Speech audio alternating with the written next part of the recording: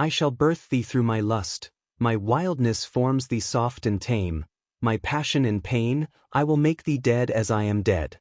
I am talking about sexual sadism and its counterpart, masochism, from the view of spirituality, which is the view of what actually happens. Now there is something which we can call induction through the soul matrix. We can explain the concept on the foundation of an event that happened thousands of years ago. I had read this from a man of God. The first female vampire was not born a vampire, she was a human woman in the time of the Watcher Angels, and the hybrids in the time of Genesis. One of the Watchers repeatedly had intercourse with her, turning her into the first female vampire. So the question is, how can this repeated and forceful act transmute the woman into another state? It is because the sadist can induce something in the partner, especially if the partner is the willing recipient of the sadistic impulse. Because remember, sadism desires to destroy, to birth something through their lust, their wildness makes the other soft, another form. Because sexuality is powerful, to the point of creating, it can induce. Inside the desire of the angry sadist is not only the template of reducing the other partner to a smaller state of inferiority, the sexual states of both are in a state of flux, the malleability of potential, a liminal state full of fire.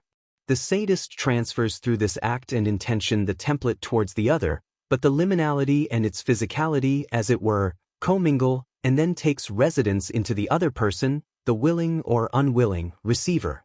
This force, as it were, transfers through some inner structures inside the human, perhaps not quite the soul, but a nearby soul structure.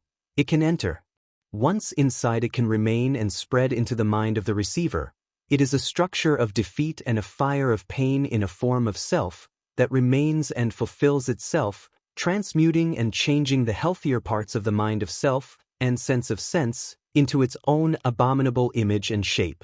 The intentions that are transferred in an alchemical way, if you would, have shapes of their own. The sadist herself or himself transforms instantly into the thing they are at the moment. They will never be the same. Intentions and beliefs of self in the spiritual world take shape and form.